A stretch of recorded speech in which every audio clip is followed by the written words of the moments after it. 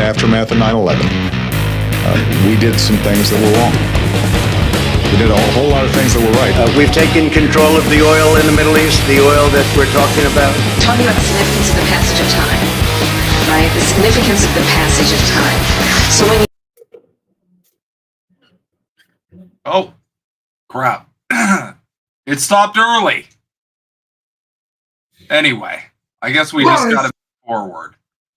Hey, everybody. Welcome to this very special episode of Politically Homeless. I am your co-host, Snow Himbo. And this is Yeti Jesus. How's it going, homie? Good. It's glad to be back. I've missed you, my handsome Snow Himbo. I missed you too, man. But I'm sure we'll be seeing a lot more of each other very soon. Because first order of business is there's going to be a new show coming to INN, and it's going to focus around Canada stuff and how to protect yourself from the upcoming nuclear apocalypse / robot overtake / all the dystopian scenarios that are probably going to happen. Maybe all at once. Maybe we're going to have a super virus, and then AI is going to take over, and then we're going to have a nuclear apocalypse at the same time. And then, I don't know, maybe the Anunnaki will come back. They'll try to enslave us again because they got a new... Okay, that's a rabbit hole that we can't go down tonight. Yeah, thanks everybody for joining in. Oh, World Kitty. domination, you say? Right. Nice. There we go. Yeah. I hope everyone's hanging in there. I gotta say, this is the most fucking hilarious American election cycle I've ever seen. Breaking news as of this moment is Joe Biden's likely to drop out, according to sources. And I just gotta say, please, for the love of God, no fucking Hillary Clinton.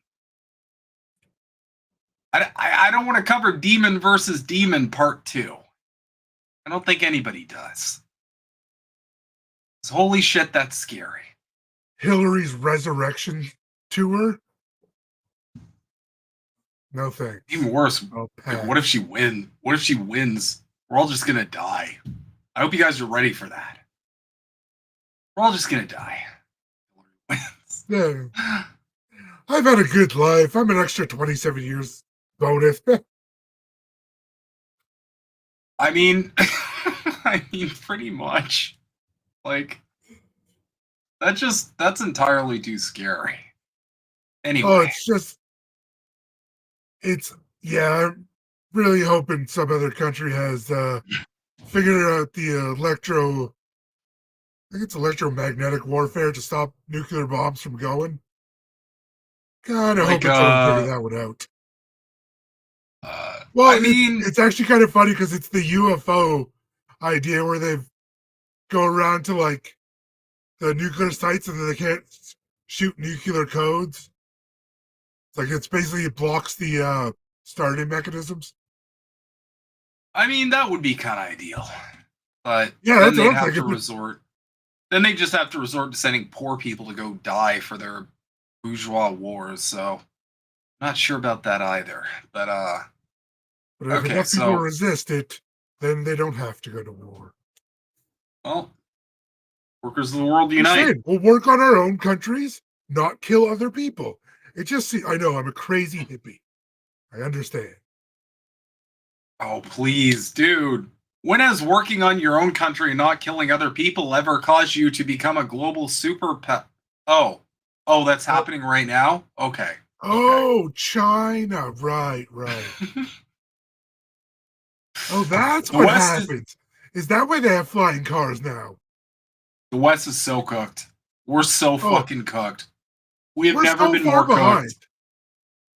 Like, I know people don't think of it as like a third world country, but no, like that's where we're heading for that definition. That's where the Western world is going. Like, nobody's going to be able to afford, everyone's going to be living outside.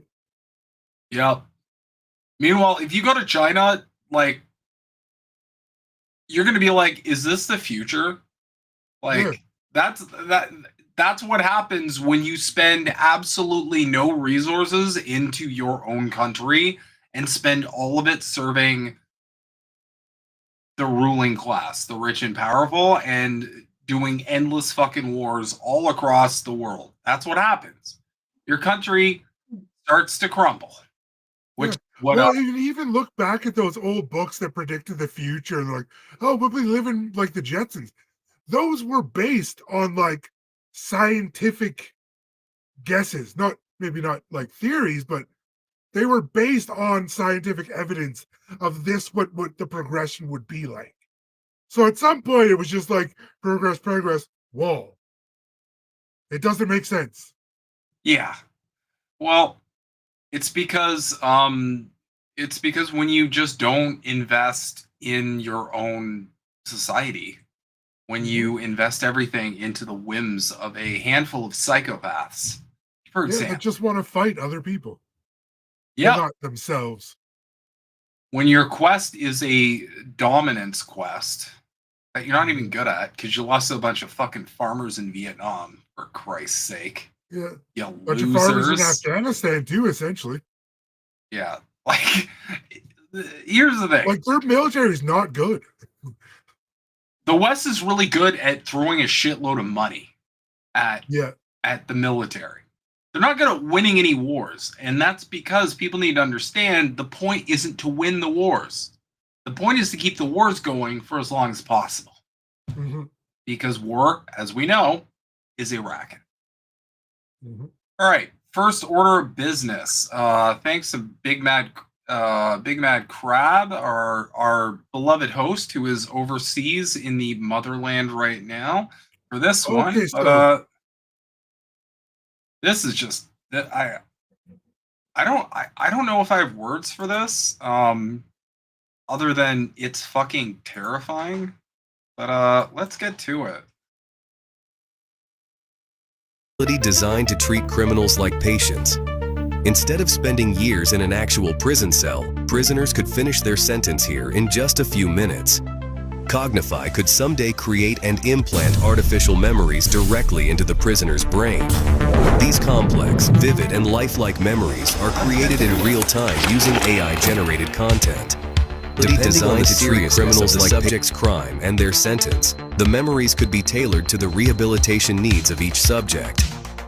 The artificial memories implanted by Cognify would be seamlessly incorporated into the existing neural networks of the brain, preventing cognitive dissonance and ensuring the subject experiences the memories as if they were real.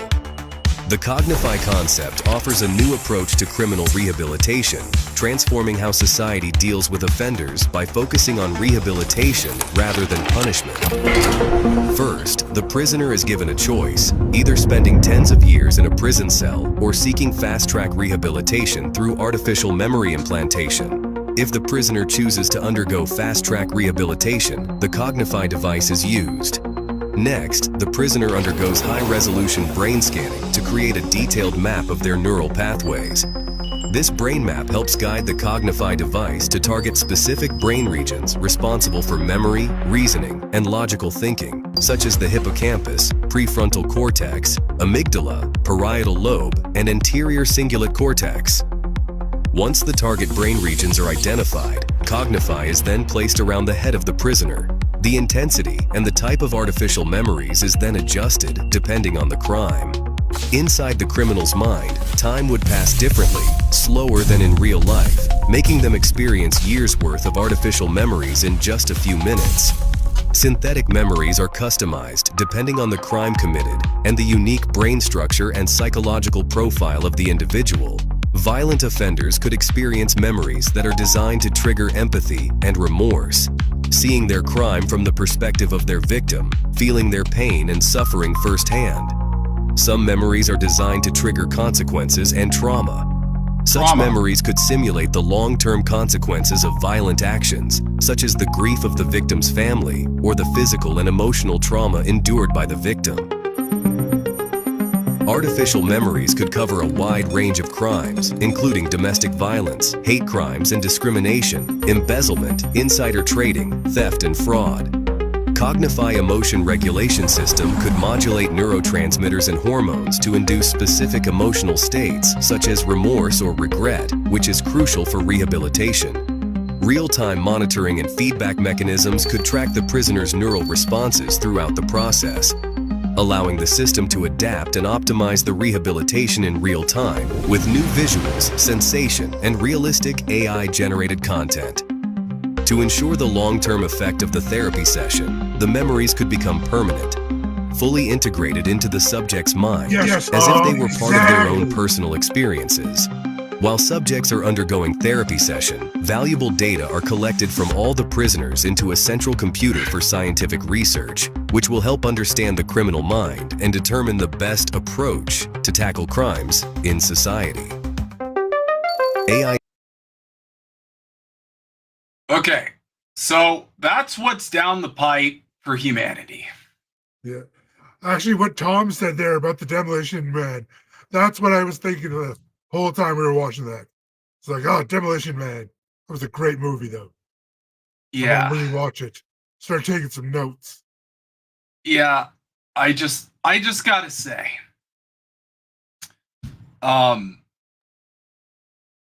this is terrifying. Because I want you guys to just think, what kind of power could this unlock for your governments who are at the behest, once again, of the billionaire class? I have like I don't know about you, I have like a million nightmare scenarios in my head already. Oh, they're gonna use it as a form to torture people. That's exactly what Oh. they're gonna do. They're gonna implant memories that are torture on people. It'll lead to even more mass psychosis. It's another level of MK Ultra, in my opinion. Yeah, exactly. This could literally just be used to just like directly brainwash people. Oh yeah, Like, this is just full on control, and you're gonna have control of violent people. That will never be used nefariously by rich governmental people. like, what if this just becomes something you have to do when you reach like military age or something? You just have to go through this weird shit, and they're already trying to normalize it. Yeah, Damn. And like it's crazy how far ahead they generally are with propaganda, but they're almost throwing everything out there at once now. So it's like, what are they going to do and what's not are they going to do? So yeah. it's And I mean, here's the thing. Like, I lament shit like this because this could be used for very good means.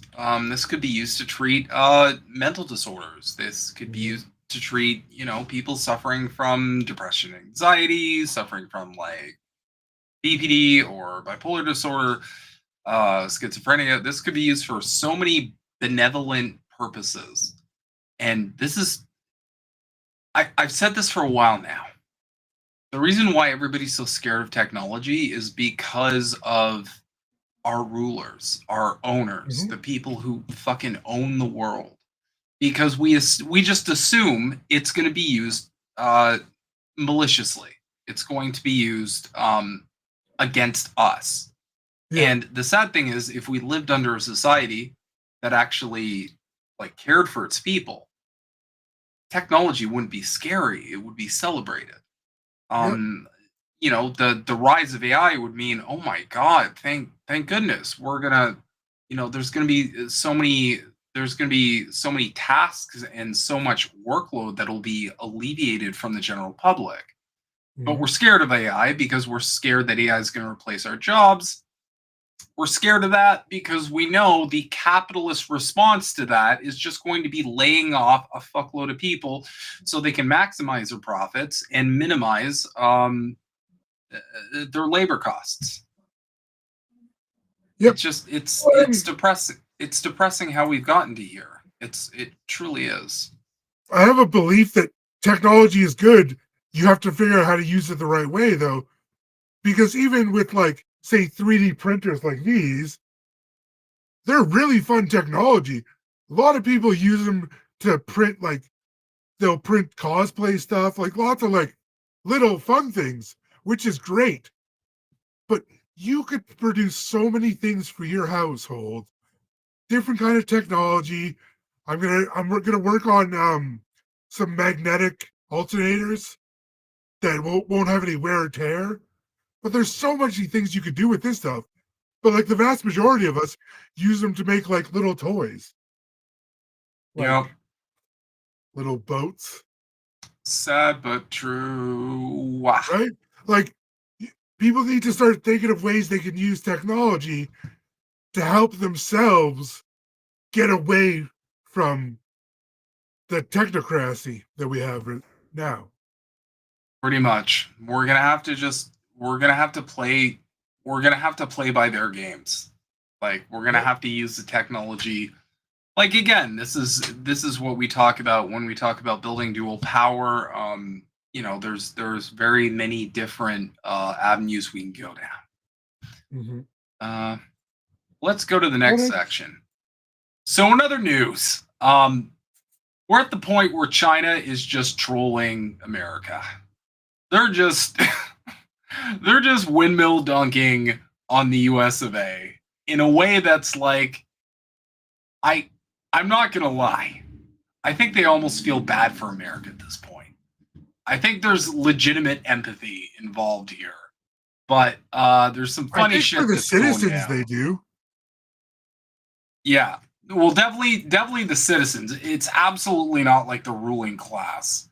But this dropped this week, and this shit is just fucking fire.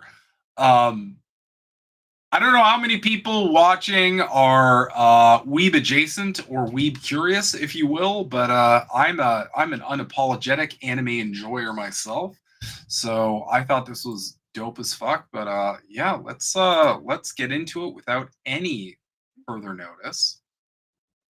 Because yeah, this shit was, oh my god, this shit was hilarity. Oh yeah. This was too good. This was just too good. 我が心と行動に一点の曇りなし。すべてが正義だ。ドシャーンドシャーンドシャーン一体何のつもりなんだ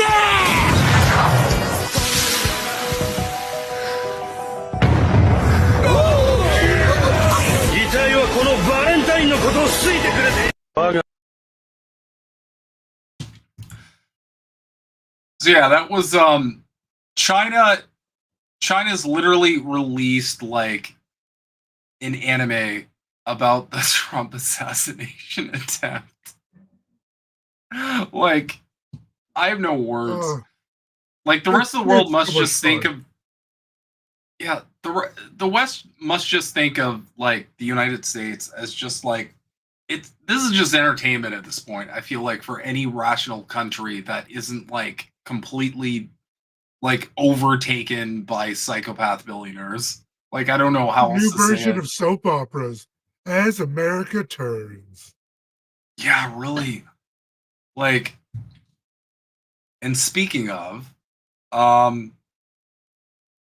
this is too glorious. I'm sorry. This is like, this is just max, like, oh my god. Hold on. This is just maximum, like, hilarity to a level that, like, I knew this was coming, but I didn't know it would be this fucking funny. I'll put it that way. So, China is now making documentaries. They're making documentaries about America being a shithole. And if you don't believe me, check this shit out. 美国著名的暴乱城市奥克兰，在这里送你一套房子，你敢不敢住？我们在美国加州的奥克兰市继续探寻世界的真相。这是经常在媒体和电影里面看到的画面，到处都是垃圾，人们没有住的地方，随处都是流浪者。到底是不是真的？我们今天就去看一看。开车往奥克兰的西面前进， They're literally 在高速 covering 桥的 this. 附近有这样的 It's 地 like- 方，这个画风就和前面大家看到的很接近了，很多垃圾。前面可以看到高速桥啊，只要你有时间，在高速桥的两侧寻找，这样的地方其实不少。这种感觉很糟糕 They're，literally 像是 treating 被 America like 弃 it's 了 a。third world country. This is happening. I mean, it looks like they are. Well, yeah, like, Jesus. 这边有很多坏掉的 RV、房车啊、面包车，还有一些流浪人士。当然，这里很危险，晚上千万别来。 Oh no. 奥克兰经常被美国人评为最危险的城市，就连川普先生都说：“啊，原话是这样的，来学一下。There are places in America that among the most dangerous in the world. You go to places like Treating it Oakland like or Australia. Ferguson. The crime numbers are worse. Seriously?” 由此可见一斑啊。奥克兰的犯罪率在美国Fuck. Oh my god. That's amazing. You know what? I swear to God, China is like a month away from doing commercials where like some like well-dressed Chinese man comes up and is like, "This is Billy. Billy can't afford to get a liver transplant. For only 15 yuan, you can get Billy a liver transplant and send him to college. Just sign up on this link below, and you can help sponsor an American kid and help him get the life he deserves." We're so close to them just doing like help these fucking people sort of commercials like we saw growing up for American like, child. yeah, they got an American kid. He's like crying. He's got like a bunch of diseases, and he can't, like, his parents can't afford to put him through healthcare. So that's where we're at. That's where we're at. Oh man. China's literally doing documentaries about America being dog shit. Mhm. I never thought I'd see this in my lifetime. I never thought. But I will. I hate to give my father a shout out for anything, but my dad said like 20 years ago that I should start learning Mandarin Chinese. And I'm gonna be honest, like, what the fuck did he know? Did he predict this? Oh, 'Cause, like, I'm up to about 7 words in Mandarin. I do want to learn it. It sounds like a. It's my it's biggest a really cool language. like I know Norwegian. That's only because of my heritage. Surprise, guys! I'm Scandinavian. I know you probably never guessed Whoa, that in a whoa, million years. Whoa, you're white? Yeah, I'm very white. I know. The lights deceive you, but I'm Slavic white. That's why I'm so brown. fair. Well, that's I mean that Slavic culture is very interesting because essentially, like, the capital of Kievan Rus back in the day, they had the Rus people. Rus is a word that means men who row. So they had Vikings that Okay. basically came down from Sweden and they settled the land and kind of mixed with the like indigenous people there, created like this Okay. crazy mixed empire. So there's a lot of like, it's an interesting soup. But yeah, whenever you're like, why are Ukrainians so white and blonde hair and blue eyes? It's because they got Viking genes in them. That's kind of how our Europe- people roll. But True. yeah, They so spread that seed everywhere. I mean, at this point, like, is China going to just start sending like aid packages over to America? China just starts dropping helicopter aid packages to them. They start Just, like what is this fresh fruit? they I've never drop seen like it. they drop like a giant hospital with like 1 million parachutes on it, just drop it down in like the middle of a city, and they're like, "Here you go. Here's your healthcare. Go get it. There's You don't already have to doctors die." in hospital. Yeah, We like, need more jobs. and this is what I'll always say. This is what I'll always say is the reason why there's so much propaganda around China. It's because they're a country that is a great example of a country that invested in its people. Home ownership, as I've said before, in China is like 70%. Up here in Canada, owning a home is just like, fuck off, it's not happening.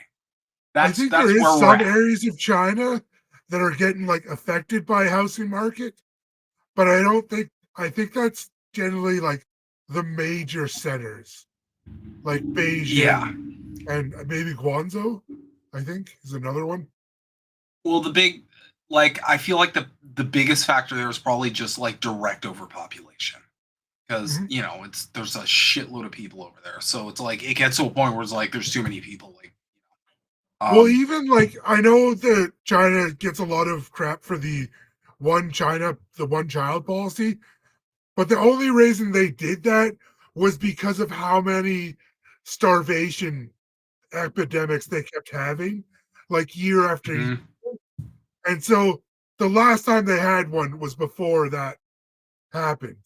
So, and I think there's a lot of like little rules in between and stuff. Like if you're in the farm area, it's not applicable.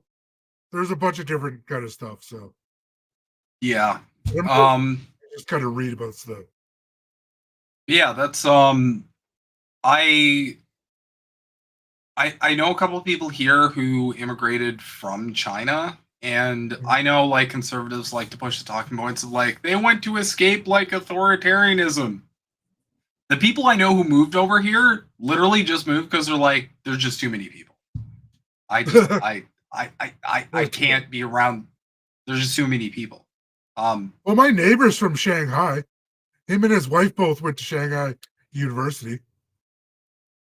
Yeah, that's at least what I've heard. They're like, and they both have openly stated like, I hope Canada becomes a little bit more like China in investing in, Canadians instead of, I don't know, supporting a genocide, for example. I'm just throwing stuff out there. Maybe don't do that. Maybe don't support that. Maybe don't. It's like I think you can have almost any political ideology, but it has to be consistent. The rules have to be the same for everyone, that kind of stuff. Because I think people can adjust to any kind of situation, but it's like especially in the West, where it's like none of the rules actually make any sense whatsoever. Like you need a lawyer to defend you to follow laws that you're supposed to know within a half second of doing something. Like that doesn't seem reasonable. But it's so like I think there's a lot of things that I think we just need to have open, real conversations. I'm like, all right, this is what we're gonna do. And then everyone kind of has to stick to that. So two things about that. First off, the most toxic internal contradiction of capitalism, and I don't see a way around this. I don't see a way out, to be perfectly honest. Marx talked about this in far more intelligent and eloquent ways than I ever can. But you've got a group of people that you depend on for labor, but that same group of people you also depend on for purchasing your goods and services. So you're incentivized to pay them as little as possible, but you also depend on those people to purchase your goods and services. It's a massive contradiction. It doesn't make fucking sense. No, because because you're fucked. Because if you pay them more, then you lose out on your profit, but they're going to be able to purchase more goods and services. Well, that's what Henry Ford did. That was what the whole reason he did the $10 or it was like $5 a day wage, whatever. He straight up said in the in the conversations with the shareholders stuff, he's like, we'll just have more people that could buy our cars now. And they did. It worked to a T. And it was good for the employees too. Like it was nice that they could buy cars and stuff. It's not a bad Yeah. idea that your employees could purchase things. No, but unfortunately, this is the macabre reality we live under. Yep. Okay. So a big thing that happened this week. I don't know if you noticed it. I fucking certainly did. But the MAGA crowd, the free speech absolutists, the anti-cancel culture folks are well, they're having a normal one, I guess. Sorry. They're now called the white napkin people, all right? White napkin people. Fuck. Ugh, Trump got shot. I'm going to wear this. That was the weirdest. I don't like. Okay, I'm sorry. There's no greater indication that you're in a fucking cult. That like dear leader comes out and he's got something and you all just like blindly start doing like what? What is wrong with you? Like, Are you I'm guys sure they're okay? going to say it was in a sign of support, but I was like, if I got shot in the ear and I'm wearing a bandage, I don't want everyone else wearing a bandage too. They should have just worn dog. They should have just worn dog cones, I think. They should all just gotten dog cones and they could do dog cone support of Donald Trump. He should have worn a dog cone too. If I were Donald Trump, I would just wear like the most insane shit. I would like tie an eggplant to my head just to see if all my idiot supporters would tie an eggplant to their heads. I digress. They do that to an extent. No, they do. Like, just look at how ridiculous they get. AOC, for example. I can't talk. Well, she'll say anything and do anything. Runs out on stage like she's the music star. Like, what the is going on? It's we're just super down bad. But I digress. The reason I'm bringing this up is that the anti-cancel culture free speech crowd engaged in a lot of cancel culture. And I'm not surprised by this because I've always maintained the position that there's no actual difference between liberals or conservatives. There never was. These are people who don't have actual convictions. They don't have principles. They are in a team and all of the rules apply when it's for their team and none of the rules apply when it's against their team. That's always been the liberal playbook. That's always been the conservative playbook. Mm-hmm. So without further ado, for example, Tara Reid. Yeah. Liberals didn't want to believe exactly. Yeah. Believe rape apologists. Thought that was bad, guys. Yep. No. That's my favorite thing about that whole saga. It's believe all women until your believe all women is inconvenient to your dear leader, and then it's we're gonna drop believe all women, right? Absolutely no principles. None of these fucking people have. So, without further ado, let's get into what happened this week. So, just gonna go through this.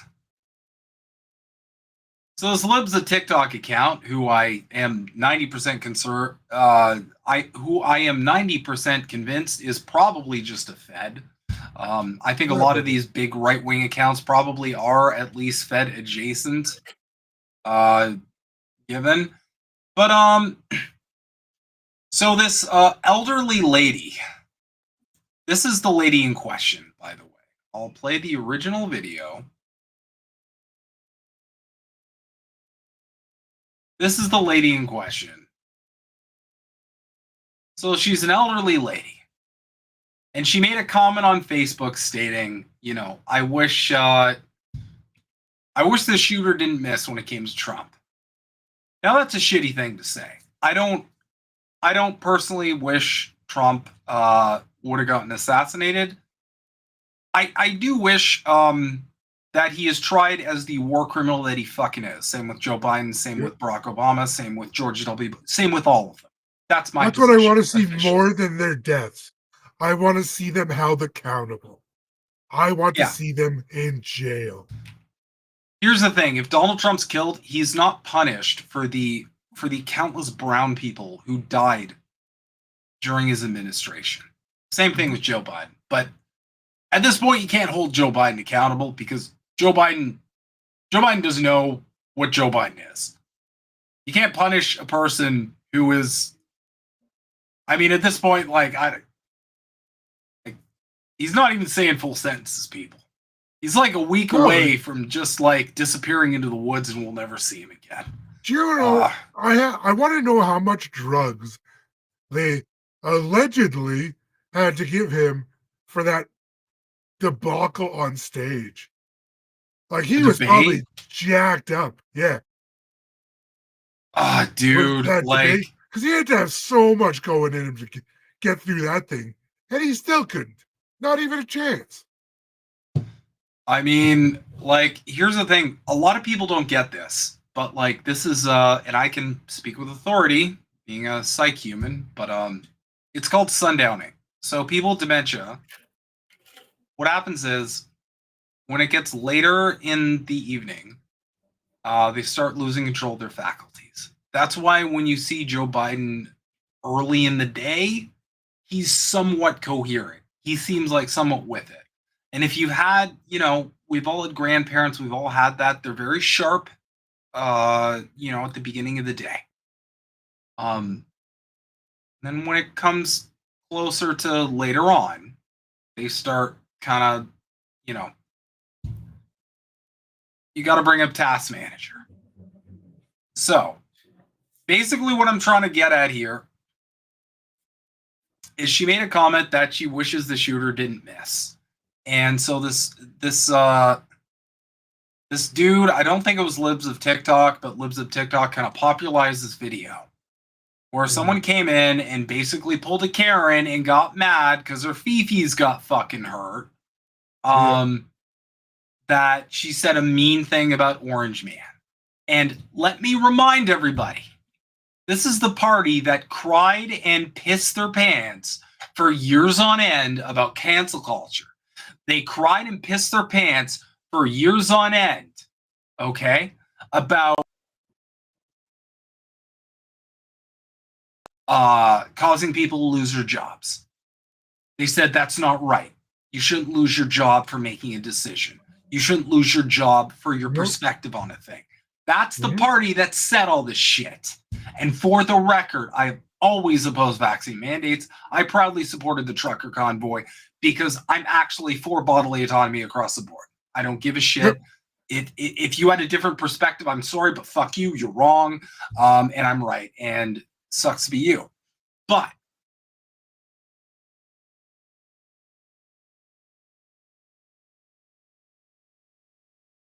PhD.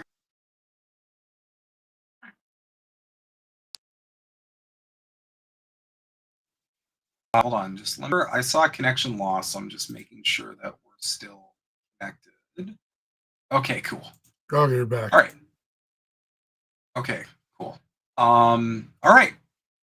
So, as a result of this,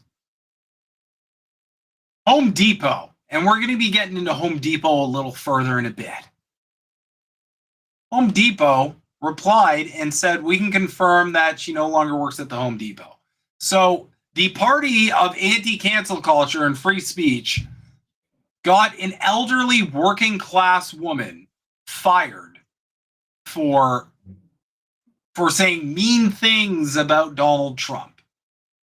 And I'm sorry, if that's not the most on-brand example of fucking MAGA conservative hypocrisy, I don't know what is. Like, Buddy went out of his way to find her. Yeah. No, he literally hunted her down. Like, he like, this is like doxing. It's that. Oh, that's exactly what it is. And the hilarious thing. Conservatives have always been like this. Yep. Think back to Colin Kaepernick. Mm-hmm. And the hilarious thing about this is that Libs of TikTok, this account is now going around and doxing people for saying mean words about Trump. Saying mean words about the Donald, she's doxing people. Libs of TikTok made her whole fucking personality about getting doxxed herself. She made it a massive outrage about how she was doxxed and her identity was revealed to the public. Which, for the record, I don't agree with either. I think that was really fucking shitty. I don't condone that behavior. I don't condone getting people fired for their words. I don't condone people getting punished in any way, shape, or form for any kind of speech. Because here's the thing. Here's the thing about free speech. Here's the thing. I'm going to drop a little bit of a bomb on people. If you say the following, I'm for free speech, but you're not for free speech. Because there's no but after that. Because the second you start adding conditions to free speech, you're not about free speech. This is one of the few issues in the world that is actually very black and white.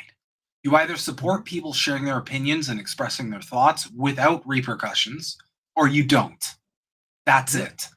And the party of free speech, hilariously, is showing their whole asses here. Because they're essentially saying, I was saying, we should be able to shut down bad ideas with conversation. That's what we should be able to do. Yes, like if someone exactly. decides to come up and tells me about how they think white supremacy is a good idea, I'm not going to slap them, but I'll make damn sure they know why they're wrong. Yes, that's how you defeat. Because here's the thing, guys. If you silence, if you punish people for their speech, if you silence people for their speech, they're still they won't be able to say anything, but they'll still think it, and that'll inform their behavior. But, and I say this as a proud Marxist who has radicalized many right to far right people just through the expression of my ideas, through the expression of how we do need to give the working class more agency, and how the capitalist billionaire class controls your life and makes your life directly miserable for no fucking reason. How we need to have more democracy in the workplace. Okay? I say this as someone who has actually convinced people with my ideas that they can have better ideas than the ones in their head. If you shut that shit down, then you prevent that from ever happening. Because that person is just going to keep believing what they believe. And if you don't have an opportunity to present your speech to their speech, then you're not going to change any minds. You're not going to change any hearts. People should never let people tell them how to think or what they can think. Just because you think something that someone doesn't agree with doesn't mean you're wrong. Even people that believe in like the most outrageous conspiracy theories, believe what you want. It's like at the end of the day, it's not. At the end of the day, it's going to be what we do as people working together that's going to matter. Yeah. I mean, like, I heard this crazy conspiracy theory that the CIA violently coups most socialist countries. Can you believe that? Crazy. I'm shocked. Yeah. But yeah, my point is, like, you're not shutting speech down, because what this essentially is signaling, is it's signaling to the masses that there are consequences for you not having the right opinions. And I find it really suspect that this is right before Trump's, let's face it, probably going to win, unless they nominate Hillary and she literally drains his soul live on air in front of a horrified populace, which might happen. I mean, will it be like Mortal Kombat style, where like Shea Tsung just grips his soul out, just pills it out? I'm kind of hoping they both like achieve their final forms and they like throw down like Godzilla versus King Kong style. Like she like rips off the mask and she's actually Mephistopheles, and then he rips off the mask and he's secretly Baphomet. It's like a battle between devils and demons and shit. But I'm a huge nerd, so. But that would be base. That would be a lot more base than just us like being really depressed because the two choices are evil or orange evil. or evil. Would you like Orangeade evil or white lady evil. Would you like orange evil or Karen evil? Yeah. What flavor of evil would you like? Can I vote for not? Can I vote for no genocide? No, that's not on the ballot. I'm sorry. Sorry, we went to court to have that taken off the ballot. Oh. Yeah. You actually have right to then. click the genocide box down there, or your vote is invalid. Right in genocide. Yay. But yeah, we'll move swiftly along here. I'm just going to give a couple other examples of this. Here's Tim Pool, and I know Tim Pool is cringe. Now, there's a lot of shit wrong with this post. Like, I don't know where to start. I don't care that Libs is getting people fired. I don't defend communists. You don't get to try to take my rights, then demand I defend yours. I'll defend the rights of those who believe in them. So this is another person that lives of TikTok, a elementary school teacher. She forced this lady to resign. So another person who lost her livelihood because they said mean things about Orange Man. Boo-hoo. Yeah. But then apparently also, I know this is becoming a meme at this point, but like, these are communists, I guess. Liberals. Anything they liberals don't are like. Communists. Everything they don't like is just communism somehow. It blows all my the rich mind. people that got rich through capitalism. Oh, those damn wait, what? Like, That's the funniest part, because it's like, okay, let's work this to its logical conclusion for a second. So the rich and powerful, like the people in charge, they want to do a communist revolution. Why would they want to do a communist revolution when the current system, capitalism, is working obviously very fucking well for them? Why would they want to change the system that they're benefiting from? This system made me multi-billions. Let's try something else. Let's do a communism where I'm gonna have nowhere near the amount of power that I used. Like, yeah. But again, this is the thing that blows my mind. It's that, like, we're in 2024. McCarthyism is still working on these fucking people. Mm-hmm. Like, was Tim Pool even alive for the McCarthy era? I don't think he was. But it's still working. But yeah, again, another example of the never stopped, really. No, it didn't. I've said this a million times before. The Cold War has been ongoing. It never stopped. It never ended. There's always been the Cold War, and the Cold War will continue until we end this failed project that is fucking capitalism. So again, another example of the anti-cancel culture right. Just being really firm in their principles. And I'll be the first one to say, like, obviously these people have no convictions. Oh, that's just the same video. And there's a bunch of these. It's getting...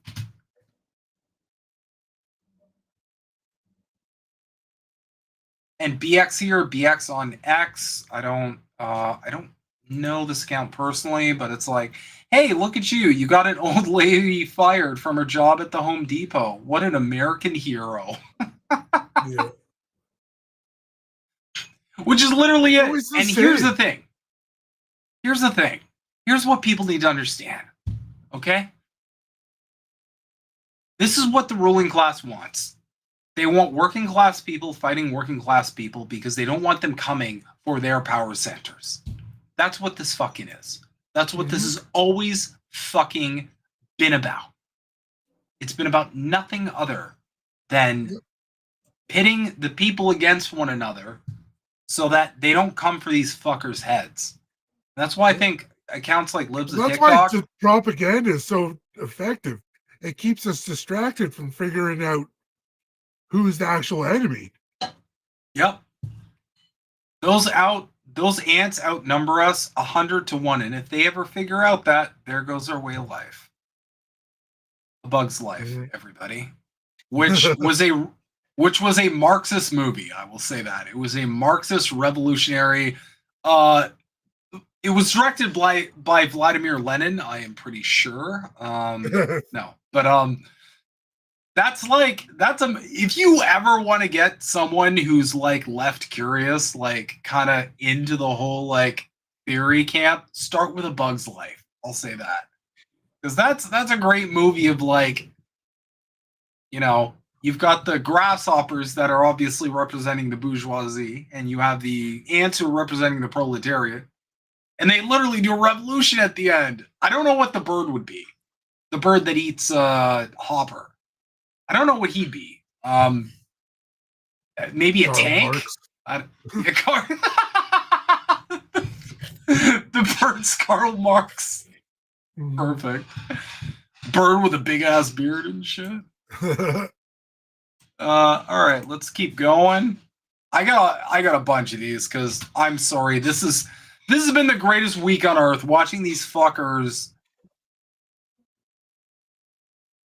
And here's the crazy thing.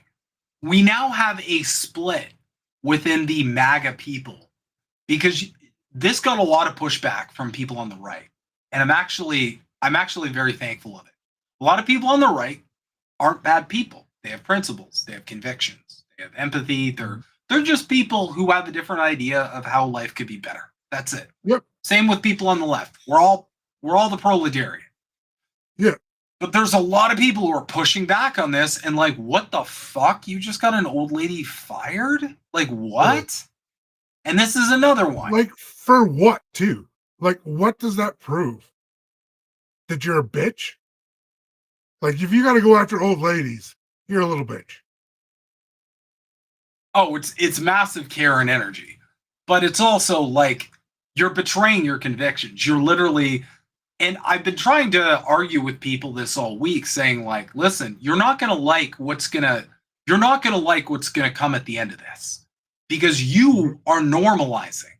Okay. You are normalizing violence. Cancel culture. You're saying the solution to cancel culture is you also doing cancel culture. So now the gloves are off. Nobody's taking the high road. Now cancel culture is okay. So you know what? The next time the fucking mandate comes down that you don't like, or the next time some kind of wrong thing that you want to speak out against happens, and you lose your job, or you lose your fucking home, or you're barred from a restaurant, or you're barred from going to the mall, you caused this. You helped cause that problem because you didn't remain principled when it meant the fucking most. And that's right now. No, you're exactly right. And that's what it is. People, like, even, I remember liberals being like, oh, conservatives just insult people as they're calling them, like, conservative tards. It's like, you're doing the exact same thing. Exactly. They're no different. And they're both hypocrites, because I'm seeing a lot of liberals on the other foot, shoe on the other foot here. I'm seeing a lot of liberals who cheered whenever someone who didn't get vaccinated got fired, for example, or someone died. Exactly. You know, and now they're upset about this. And it's like, you know what? No, you forfeit that right, sir. You forfeit that fucking right. You gave out that, you relinquished that right when you normalized people losing their livelihoods and losing their rights for not having the same opinions as you. Oh, and it was a dangerous precedence. It was just, and you could see where it was going to go too, which is the most disappointing part of it all. It's like, does nobody else see this? Okay. Yep. 100%. 100%. Yeah. So again, like, there's a lot of people who are like, I feel like you become what you hate. Because again, like, that's what's happening. And it's not just libs of TikTok. There's tons of people on the right who are just full blown leaning into this and basically saying like, yeah, you know what? Like, because it's like my fucking orange hero that I love and worship and want to snuggle in your bed with, it's okay. And it's like, okay, well, you're just liberals now. You're just liberals. Nick from Revolutionary Blackout Network, he said it best. You guys are just shit libs who hate gay people. It's my favorite quote of his because it's fucking 100. That's all they're just more shit libs. That's what you have, America, and that's what you have up here, Canada. You just got different shades of neoliberalism. You don't have any revolutionary chains. You don't have any fascism either. You just got fucking neoliberalism. That's it. It's got this bullshit. 100% too, right? Like, it's a continued problem that people don't seem to realize. Although there's definitely more people starting to catch on. Yes. And I will say that is definitely a good thing. This was kind of based, though. So this was Libs of TikTok, once again, fucking doxing someone. And not just doxing, but this person got fired too. Well, she was forced to resign. And then this account was like, good evening, Elon Musk. I'm writing to inquire about your opinion on the below correspondence. Please advise at your soonest convenience. Warm regards. Which, that's like classic corpo speak. I gotta fucking write that shit every day, and I hate it, and I want to fucking die because of it. But he said, any doxing, which includes revealing real names, will result in account suspension. Now, I'm not holding my breath, because Elon Musk is clearly like of the orange team, you know, as almost every billionaire will be. You know. So I'm not holding my breath that anything's going to happen here. Since the conservative snowflakes had an issue with my previous inquiry because the names were public information, this person was clearly posting under a pseudonym. Are you going to move the goalposts or just admit you love cancel culture? And that's it. They do love cancel culture. These two teams, liberal, conservative, they're no fucking different. They both just love the rules when they work out in their favor, and they reject the rules when they don't work out in their favor. That's it. That's because these people put tribalism and being in a team over everything else. They don't care about anything else. They just care about their team winning. That's it. That's all liberals have ever been. That's all conservatives have ever been. And it's all because of like sports too. We're so ingrained to like argue over the stupidest things. Yep. So this is going to be a curious thing to follow. I'm not holding my breath, but if he means this, he's going to have to enforce it. Because this, by the way, of course, she's a Zionist because of course she is. Totally full-throatedly supporting the genocide in Palestine, but you know, that tracks, right? Wait till Orange Man gets in office. He'll be Biden's high score. I promise. But like this account is just going fucking. Oh god, I can't even look at it too much. It's too cringe. This account is just going around doxing people and getting them. This account just going around doxing people and getting them fired. And this account and many other MAGA people did nothing but complain about when this was turned on them. And I've argued with a lot of them last week, and their justification is essentially, well, they did it to us, so now it's our turn. It's like, you're not 3 years old. Like that's what I said. I'm like, this is the logical processing of a toddler. The whole like, oh, they did it to me, so I get to do it to them. You're being a baby. You're a fucking adult. Like, I'm actually increasingly concerned over the level of arrested development that a lot of adults in America have. And the main cause of that is usually childhood trauma. That's what arrested development basically is a result of most of the time. It's because emotionally at least, when you are severely traumatized as a child, you stop emotionally developing at that age of trauma because your brain enters another state. Suddenly you're surviving. Okay. You're not just growing and living. You're now in a survival state. So it is you can work on it. You need some therapy. You might need some dialectical behavioral therapy or cognitive behavioral therapy. Maybe both. But it's that's what occurs because of that. Because this is not how adults should be thinking. Shouldn't be thinking like someone did this to me, so I need to do it to them. That is baby brain shit. Mm-hmm. What you should be doing is not normalizing this behavior and continuing to call it out. So it keeps being a bad thing. But the second you engage in it, you're normalizing it so that it becomes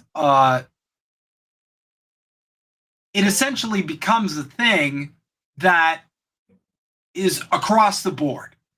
Just this is okay now. We can just cancel people. It's all good. It doesn't matter. We can just cancel anybody we want. And that's where it's going to fucking end up. That's where this behavior is going to land. It's going to land at the point where it's just normalized. Okay, so I got another one. This is beyond hilarious because the MAGA people are so fucking hypocritical that they can't even like understand how like this rhetoric. So this is Just a Thought. If you don't follow Just a Thought, she is fucking based. Yeah, she's pretty good. She's very low miss rate. She's definitely up there with like Caitlin Johnstone, Whitney Webb. Those people. She usually has the right take. I'll put it that way. But this account, look at this. eGov is upset that liberals are getting fired from their jobs because of their vile actions. And then I said, this you? And I found a fucking tweet of his where he's literally complaining about someone getting fired for fucking wrong thing. And he's like, I hope she will sue the hell out of them. This is how brain broken these people are.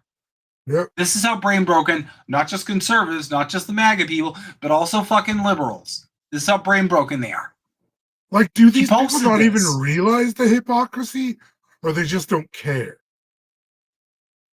They don't care.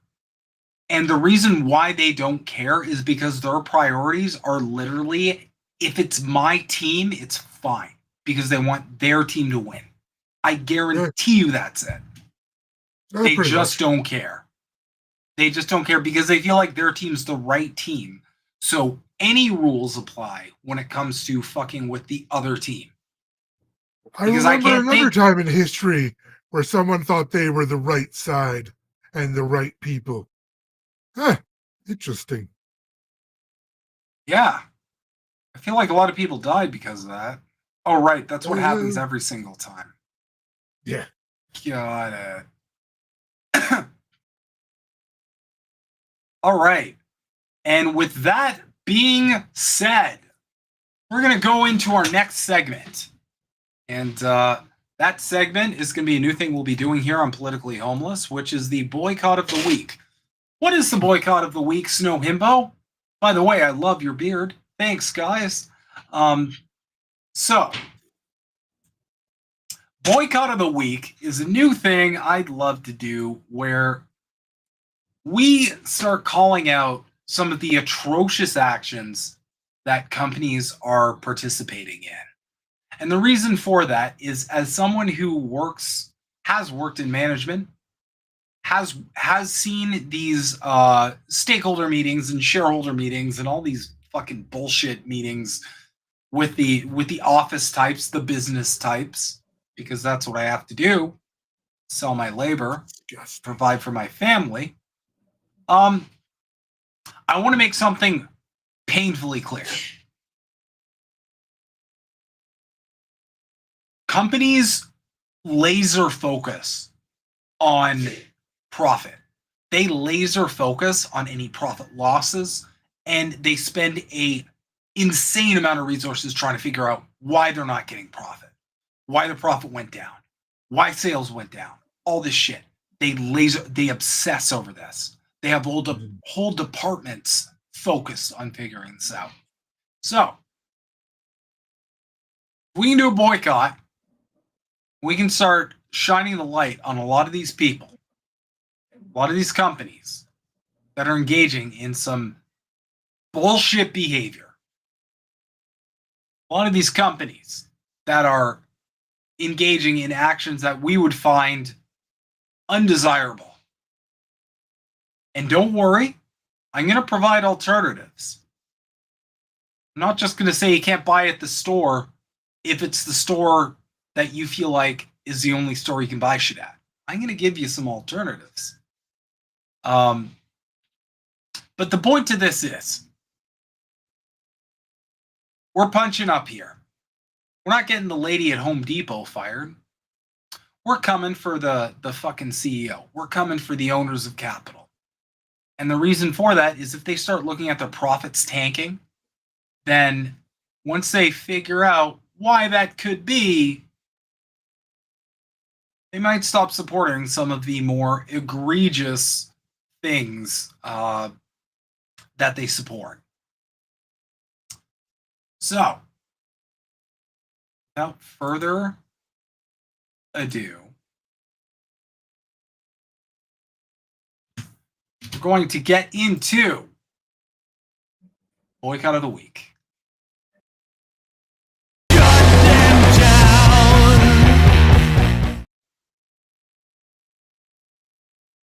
Okay, so we're going to start off first and foremost. Oh, I forgot to like one of Missy's tweets. Resolve that. We're going to start with obviously the example I just showed. Super into cancel culture. They cave to a bunch of idiot MAGA people.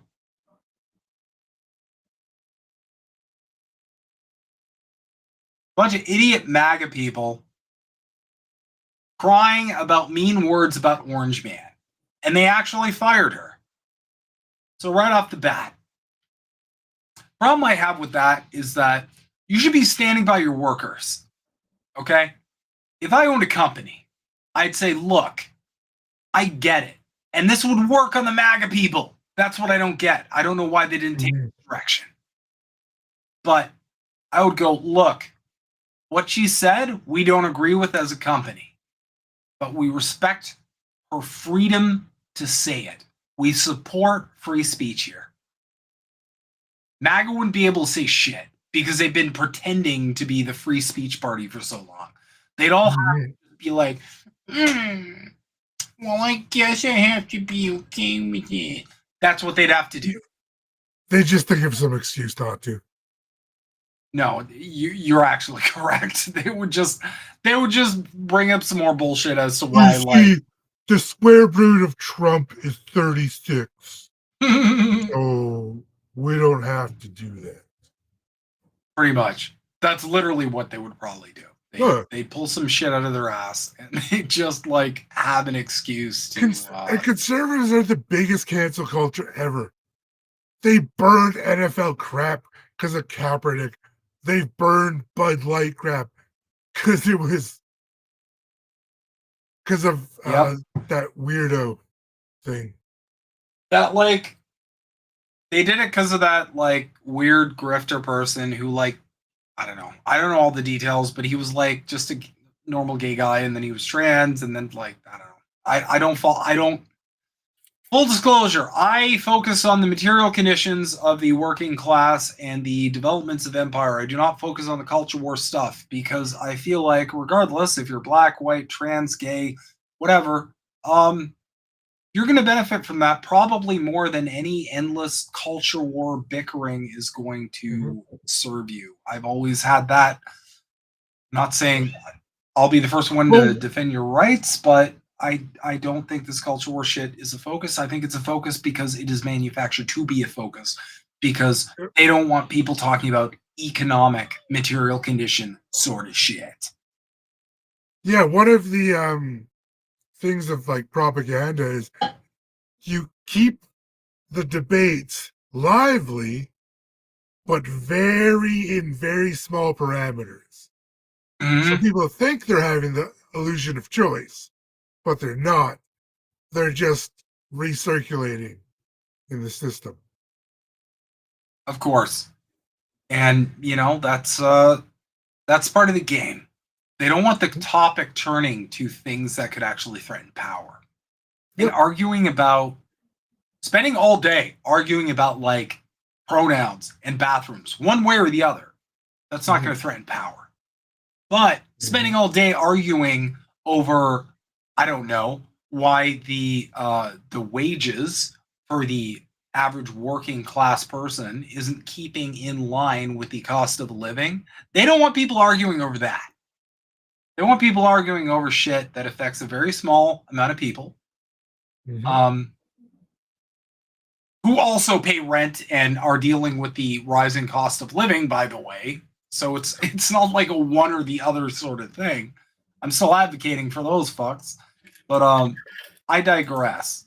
So I'm going to expose Home Depot a little further. So Home Depot's been up to some shit, and I don't think people realize what kind of shit Home Depot's been up to. But we're going to get into it. Looks like I'll be spending my gardening money elsewhere from now on. Home Depot is a corporate sponsor and backer of the Cop City Urban Warfare Training Facility in Atlanta. As political violence sadly is once again in the national spotlight, it's worth highlighting Home Depot is a key corporate supporter and backer of what is commonly referred to as Cop City in Atlanta. Not even 3 years ago, then CEO Craig Minier issued a statement in the wake of the murders of George Floyd and Ahmaud Arbery, lamenting the harsh patterns of racism and discrimination in our country. At that time, Minier also announced a donation of $1 million to the Lawyers Committee for Civil Rights under law in the name of actionable change and building a more inclusive society.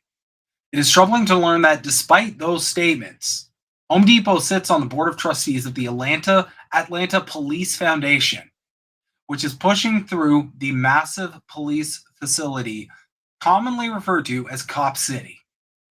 In the face of clear and widespread community opposition, and despite the site already fulfilling a vital ecological function as the lungs of Atlanta, the Cop City project was announced in 2021 by then Atlanta Mayor Keisha Lance Bottoms.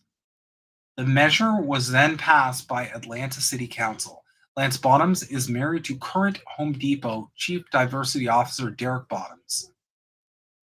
It's unclear what portion of the project's $90 million budget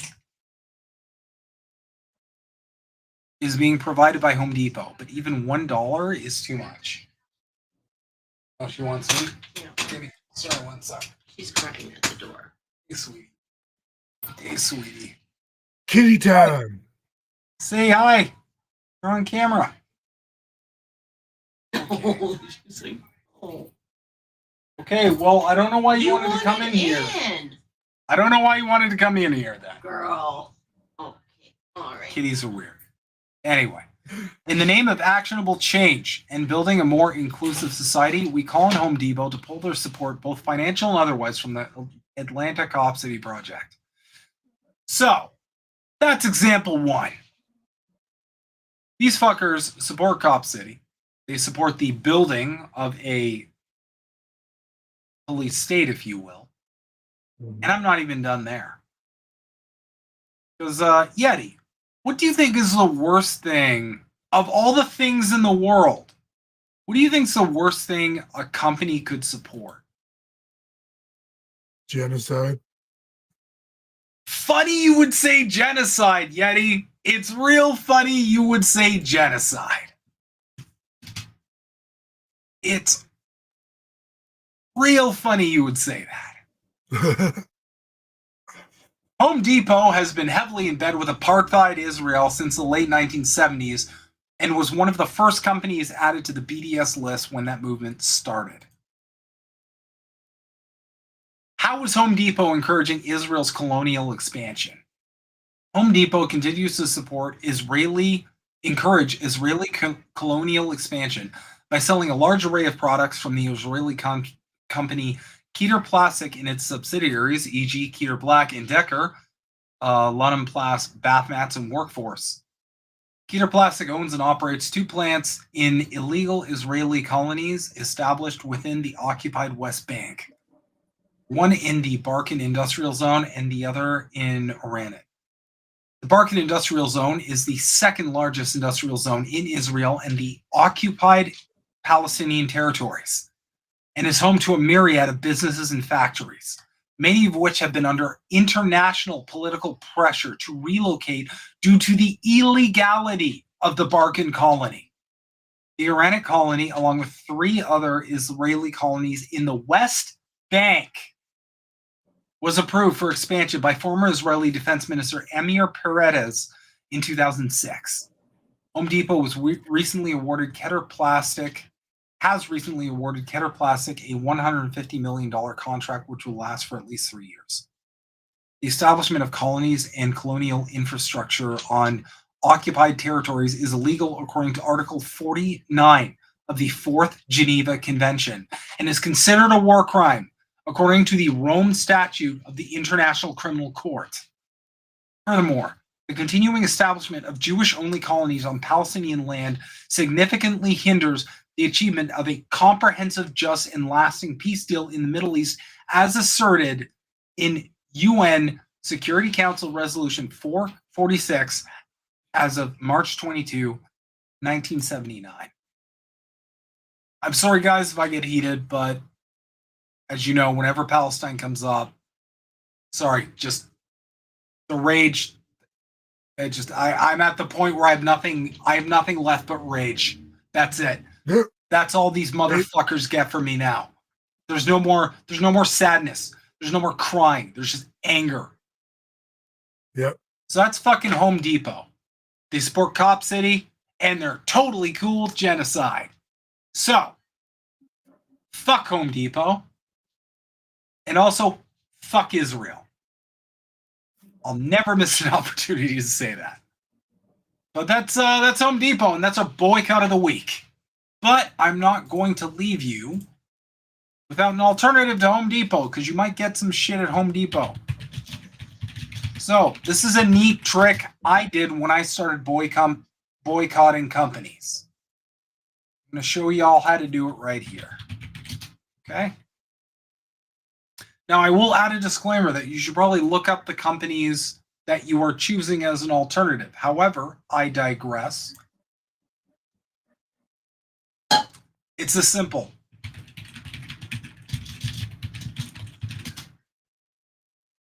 Home Depot competitors, you can just Google.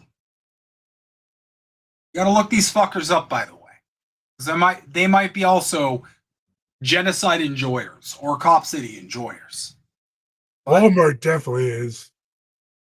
Of course. Walmart's so big that it just supports anything that the larger bourgeois apparatus supports. That's Steers, you're not wrong.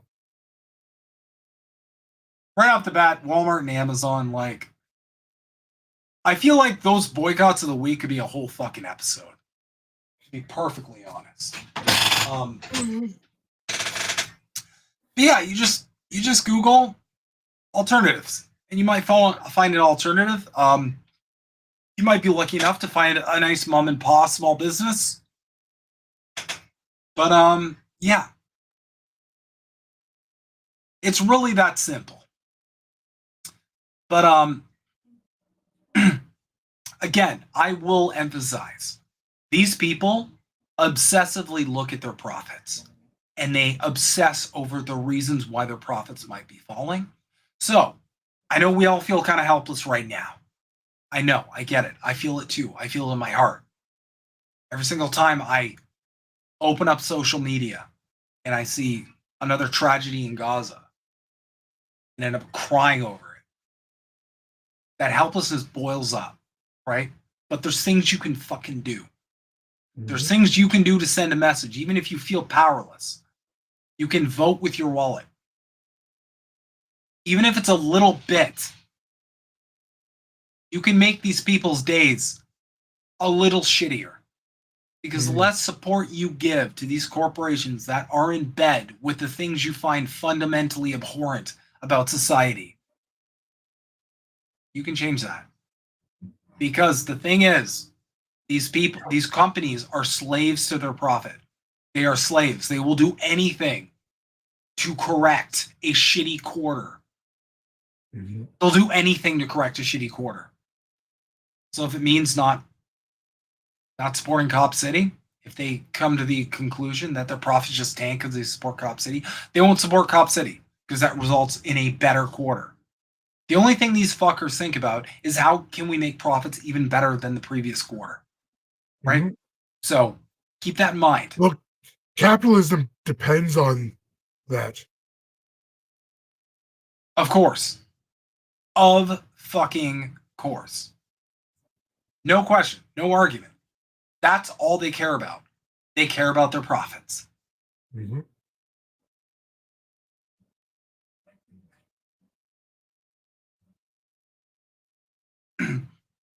So,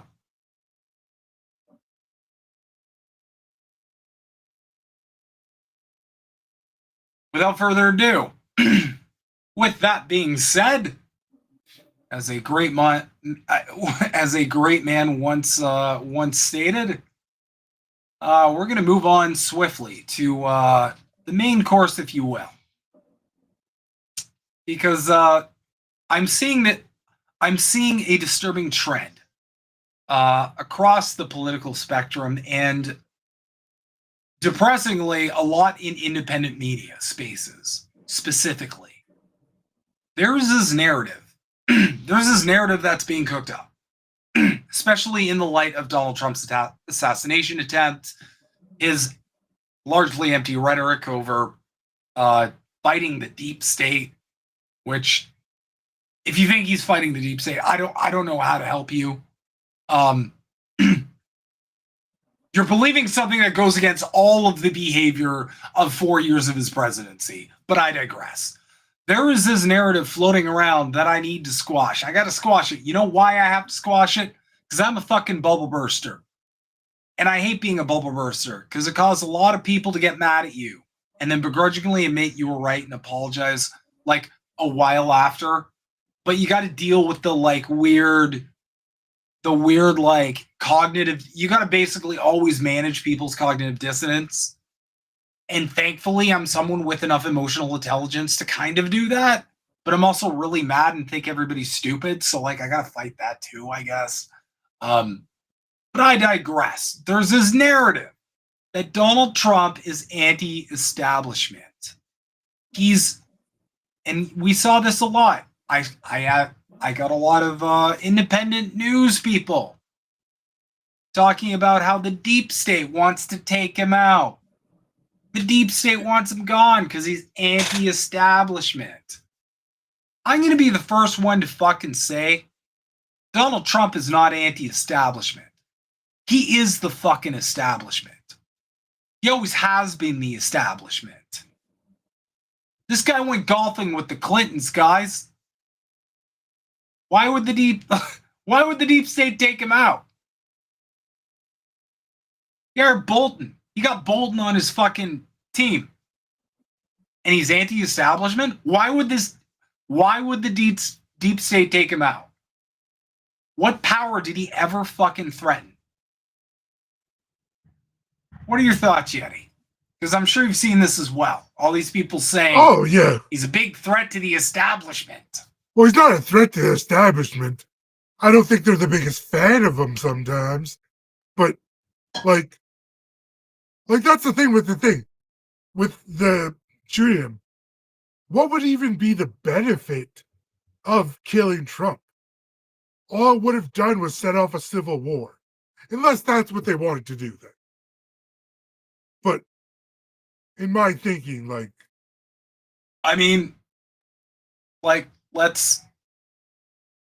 okay, so tax cuts to billionaires and corporations. Big establishment threat. Operation Warp Speed. Hey, MAGA, did you guys all forget that this whole vaccine thing that you're enraged about started with Donald Trump? He's still proud of it. He's still telling you and everybody you know to buy into that completely. He's proud of it. Now, from a psych analysis, I can tell you why that is. Because Donald Trump is first and foremost a narcissist. No, he's not a psychopath. He doesn't have antisocial person. He's just a plain narcissist. So because Operation Warp Speed, the vaccine thing, is something he did, he has to stand by it. Because he has to paint it as white, because he has to paint himself as white in order to preserve his grandiosity. Mm-hmm. What are his honest thoughts about the vaccine? I couldn't tell you. I don't live in his head. I think Donald Trump will say whatever Donald Trump can say to get applause. Yep. That's it. I don't think he has principles. I don't even think he has a party. Donald Trump used to be a Republican. Any principle. Or sorry, Donald Trump used to be a Democrat. Switch to Republican. He changed his mind about everything. It's just he'll do whatever he can to get the applause. That's it. Yep. Oh, he's a snake oil salesman. That's all he is. Yeah. He's a con man. That's it. He's just a fucking con man. But a lot of people are peddling this narrative, even independent people who should have more critical thinking because they have critical thinking on everything else, are running with this weird sort of thing that like Donald Trump's some sort of threat to power. Guys. No. There's no threat to power here. He the is only literally... reason they would have The only reason I could see them trying to take him out was to cause a civil war. That's all I can see any reason for them wanting to. Yeah. Also, as per the assassination attempt, guys, if the deep state wanted to take Donald Trump out, he'd be fucking dead. And you know why we all know that? We all witnessed this happen in front of the whole world before. The last time a president threatened power. Mm-hmm. It's called JFK. They didn't miss. They made sure they didn't miss. They took multiple shots and both of them hit pretty accurately. So I mean, that depends how many shooters there were. What are you talking about? It was just Lee Harvey Oswald, wasn't it? That's what the TV man told me. He definitely wasn't framed for being a communist supporter in the USSR. That definitely didn't happen. That's what I fucking love. It's just they couldn't help themselves. They're like, we have to insert some anti-communism somewhere here. We got to. They always have to. They got to sprinkle some like Red Scare propaganda, even when it doesn't even make sense. Even when it's not even topical. It's like let's just sprinkle some like communists. He was actually. He apparently was. Apparently, one of the things the reasons they think he was framed was because he was gonna defect to the USSR. But like that's not a whole lot of info I have on that one. Oh, that's weird, because like why would someone in America, such a thriving nation, defect to a place like the USSR, which I've always been told was like a very bad place that was awful in every way. There definitely wasn't a great black migration in the 80s. No. It definitely didn't happen. Nope. Guys, it's almost like we've been lied to about absolutely fucking everything when it comes to other countries. But I digress. No, China's lying, and Russia, Iran. Wait, what other ones are lying this week? Cuba probably lies. Cuba is simultaneous. My favorite thing about those bastards. Yeah. My favorite thing about China is they're doing the classic fascist trope of like China is a massive threat, but also like awful and just like weak. The whole like the enemy is both weak and strong thing. Oh, yeah. Like, they're failing. Too. Yeah, same thing with Russia. It's like, oh, they're failing. They're so bad. They're such a big threat. And it's like, you guys realize you got to pick one. Yeah. They can't. Russia had to resort to wash machines, but also they're going to invade us. What? No. Yeah. Russia's so bad that they're totally getting their ass kicked in the Ukraine conflict, but we gotta support Ukraine or they're going to take over all of Europe. Well, if they're getting their ass kicked fighting Ukraine, how are they going to take over? How are they going to take over Europe? Also, here's the thing that boggles my mind.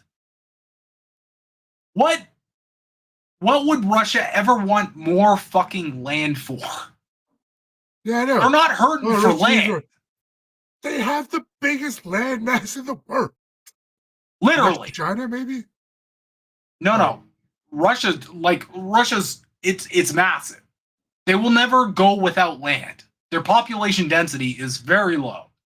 They don't need more fucking land. They're good. They're all set. Yeah. They might want to give some to China, actually. Maybe kind of balance out the population. Like, does anyone else want some land? We got free land here, guys. Thankfully, they're in an alliance now. All against the West. So we're fucked, but they're probably going to do pretty good. Yeah. I digress. Let's get into whether or not Trump is anti-establishment, because I need to squash this, because I get it when, like, you know, BSDNC covers this. I get it when Fox News covers this. I get it when, like, the main corporate media people start talking about this, but I'm seeing this narrative in independent spaces where Trump's like some kind of anti-establishment, like against the deep state sort of guy. And I need to burst this bubble. I need to burst this fucking bubble. Because some of these people, I don't know if they're grifting. I don't know if they're just misinformed. Trump is not a threat to power. He never was. No. He never will be. He will never be a threat to power. And I will present this case as thoroughly as I can. Because by the end of this demonstration, you cannot tell me that this bitch is a threat to power. It's not going to happen. It's not going to fucking happen. Okay. I'll be right back in 2 seconds. Of course. But I'm listening. This is from Ben Norton.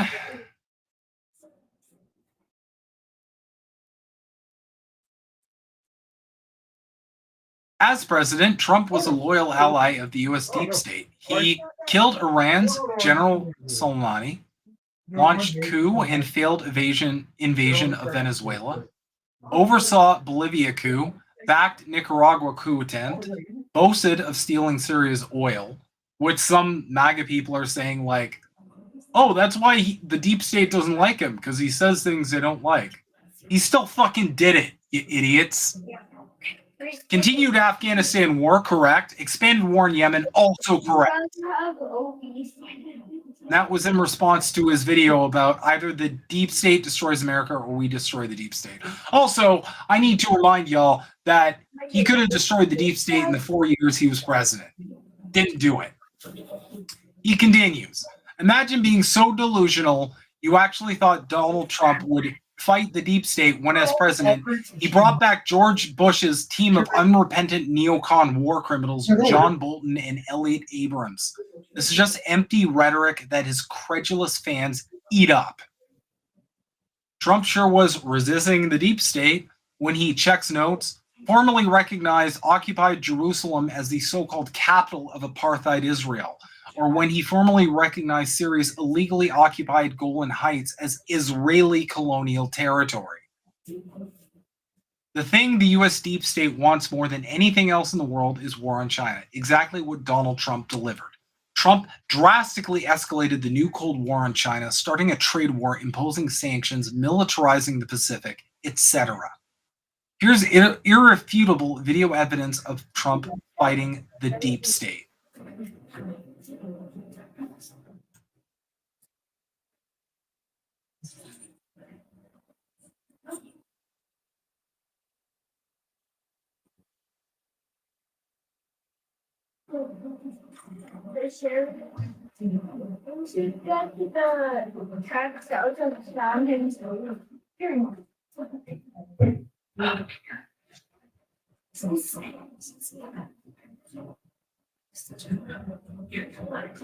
So that's your anti-deep state hero.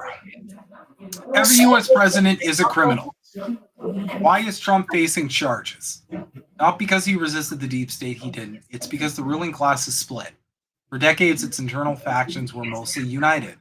But with U.S. hegemony in severe decline, they're at war with each other.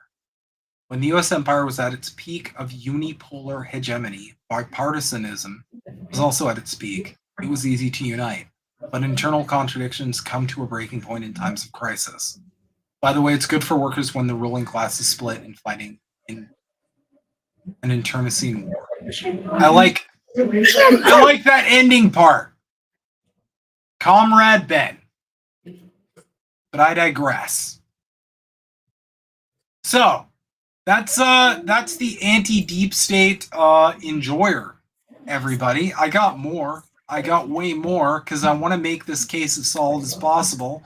And hopefully I cause as much fucking cognitive dissonance as humanly possible. Because I'm tired of this whole Trump's against the establishment shit. I'm sorry, guys. You're high as fuck if you think Trump's against the establishment. You're high as giraffe pussy. You're higher than giraffe pussy. You're as high as Brachiosaurus pussy. You are higher than I'm going to stop. Let's just go on to the next clip. So would you guys get your video taken down talking about dinosaur sexual organs? What? The end of INN. Brought to you by dinosaur sex organs. Okay. This is a base video. So if you're not following Blakely, go give her a follow. She's got some great opinions. She's got some great tapes. She basically breaks down what I just did. Give it a listen. Oop.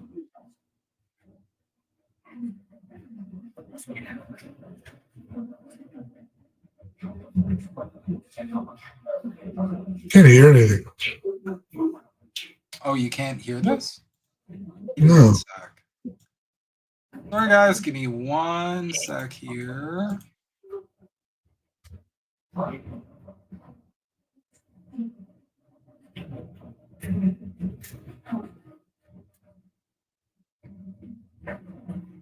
Okay, entire screen. Audio. Here. Okay. Should be good now. Also, the melted brain take of people being like, oh, it's actually the political elites that are trying to take him out. Why? Why would they need to? He did everything they wanted.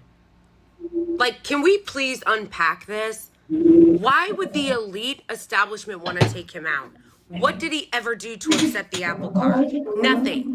He didn't pardon Julian Assange. In fact, his administration tried to assassinate Assange. He went into office and on day one ripped up the Iran deal because the Israeli regime told him to. He did everything Israel told him to do. Ah, yes, I'm sure Netanyahu was very intimidated by him considering he did everything he wanted him to, including moving the embassy to Jerusalem because his billionaire sugar daddy told him to. His only accomplishment legislatively was tax cuts for that same elite you guys think are after him. And for corporations. He never released the JFK or 9/11 files. He stacked his NLRB with union busters. He hired the Epstein guy to be his labor secretary.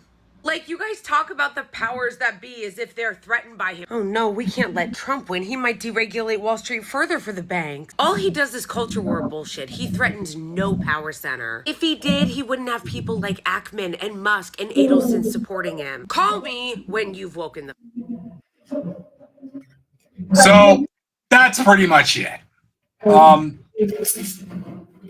This guy isn't a threat to power, guys. I know there's a lot of people, even in independent spaces, saying Trump's some kind of threat to the establishment. Guys, he's really fucking not. He isn't. He never was. You're just falling for one side of the duopoly. That's it.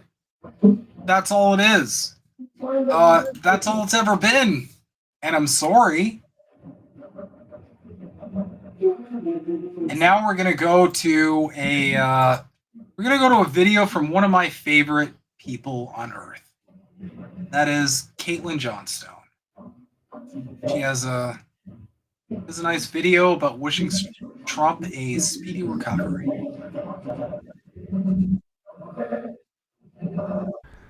There's an important lesson in all these Democrats wishing Trump a speedy recovery. Notes from the edge of the narrative matrix. All the high-profile Democrats who've been wishing Trump a speedy recovery from his assassination attempt after years of calling him an existential threat are the same people who now treat George W. Bush like a cuddly-wuddly snugglepoo after years of calling him an evil dictator.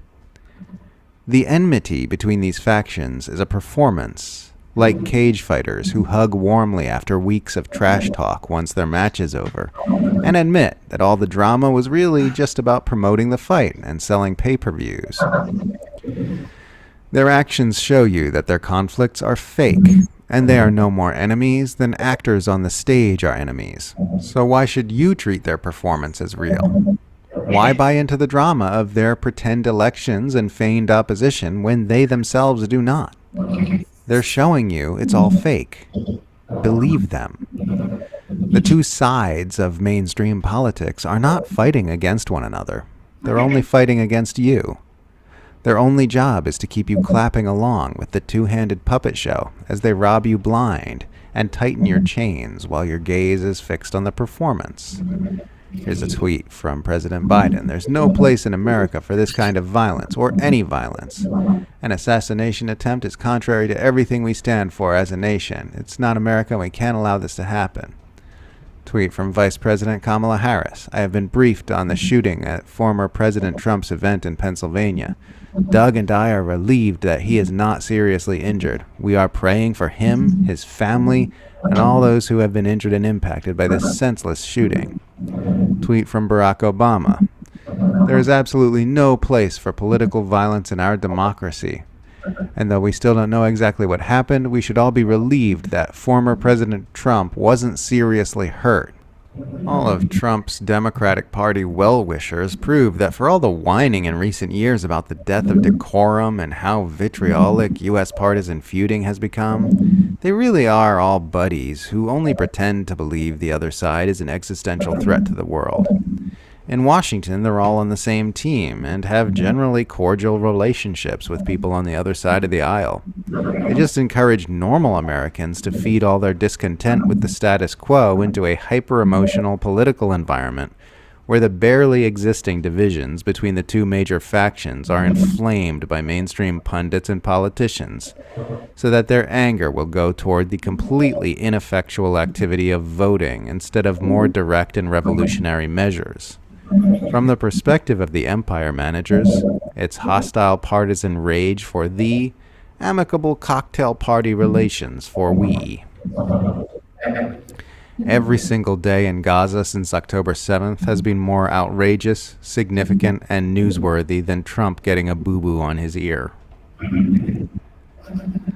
I've been getting a lot of shrill, hysterical comments from Americans insisting that it's somehow outrageous and inappropriate for me to use this political moment to highlight the criminality of the U.S. empire, as I do every day using every opportunity I can.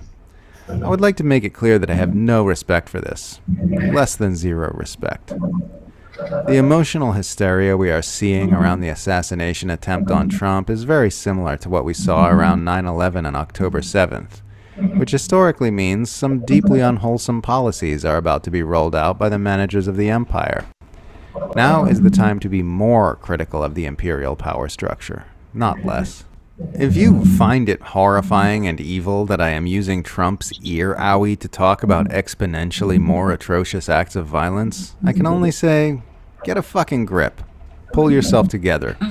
Your country is backing a literal genocide right this very moment.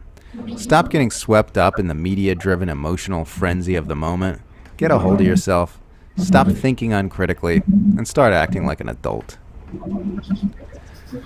The Zionist Federation of Australia is trying to have an Australian journalist prosecuted for unlawful criticism of Israel. Yes, you heard that correctly, and yes, that is the actual story here.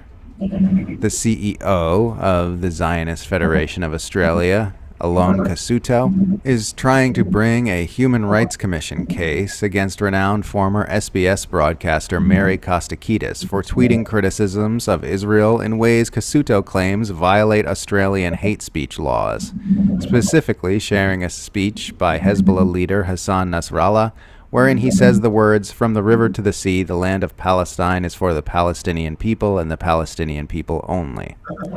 This comes just days after the Australian government appointed its first anti-Semitism envoy, a move many have feared would lead to crackdowns on speech that is critical of Israel. I really cannot overstate how crazy and evil this is. This is probably a good time to once again share my periodic reminder that Australia has no Bill of Rights, and it shows. All right. So, takeaway from that video is it is a big club and we fucking ain't in it at all. Nope, we are in dangerous times at the moment. I still have the belief that we're going to end up better on the end, but I don't think it's going to be great for a bit. I do too. I wholeheartedly believe that. I think eventually the system we are drowning under currently must fall. I think it will. And I'll give you guys a bit of hope here. There was slavery once upon a time. There isn't slavery anymore. There was feudalism once upon a time. There isn't feudalism anymore. Humanity will proceed forward. And I know it seems like it's a little dire because the rich and the powerful pulling out all the stops. But in case you haven't noticed, BRICS is the thing. And the rest of the world's kind of moving on and kind of leaving the West in the dust. So eventually the West is going to be faced with two choices. They can either stay in the dust or they can just get with the times. Getting with the times means that you can't be subservient just to billionaires. Nope. Because we got to start thinking of different solutions, different things to make people's lives easier and more self-sustainable. Yeah. Because let's face it, in China, if you're a billionaire, if you fuck around, you find out. Oh, yeah. They'll fucking kill your ass. And if that's not Marxist as hell, I don't know what is. No, they'll straight do it. They'll be like, wait, you're exploiting your workers? All right, well, you're going to die. Sorry. I don't make the rules. Well, I do, but fuck you anyway. All right, so this next clip, shout out to Big Mad Crab again, our host, who is again in the motherland. We miss you.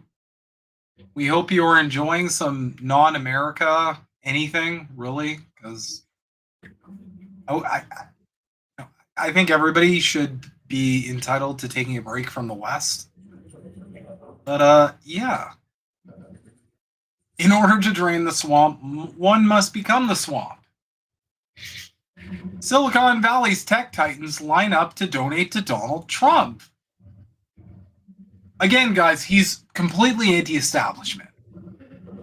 He's totally fighting for the guy. Yeah. He's totally fighting for you, Maga. He's fighting for you so hard. He's going to drain all of the swamp. Except America PAC has raised over $8.7 million from backers, including Palantir's Joe Lonsdale, Anderson Horowitz founders, and Sequoia's Doug Leone. Go look up Palantir. Go Google Palantir. Just do it. Just go down that rabbit hole. That should stop this whole Trump's anti-establishment like bullshit that everybody's been brainwashed with. 100%. I know it won't, but it should. All right. We are moving swiftly along to the next bubble burst for all the people who think this guy is anti-establishment.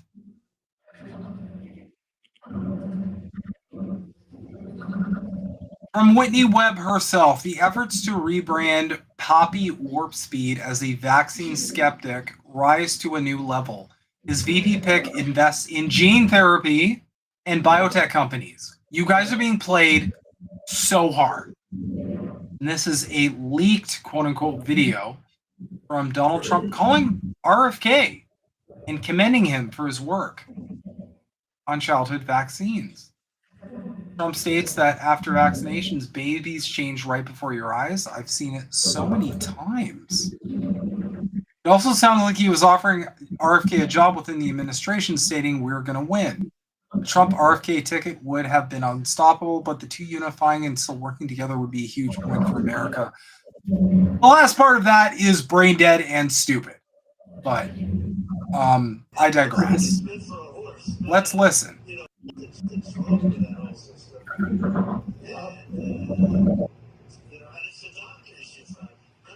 Okay, the audio's dog shit. Never mind. I digress.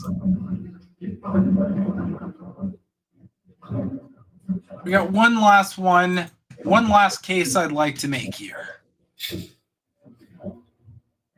One last case, and we got a shout out to Nick Cruz from RBN for dropping this shit, because this was fire, but Nick is a consistent fire deliverer, if you will. Jamie Dimon is one of the biggest globalists in the world. Watch all the people who criticize globalists become completely silent as Trump fills his cabinet with these globalist swamp monsters. Which is what me, Misty, Nick, INN, everybody has been trying to tell you for a while. That this guy's in bed with the people he's claiming to fight. Which is why he's not actually going to get killed. Which is why he's never going to threaten power centers. You're getting played, people. You're getting fucking played. Donald Trump is considering Jamie Dimon for Treasury Secretary after a Love Fest CEO meeting. The JP Morgan Chase CEO has said he has thought about serving in one capacity or another.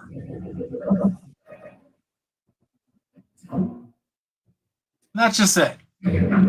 And ladies and gentlemen, I gotta just say, please look up controlled opposition.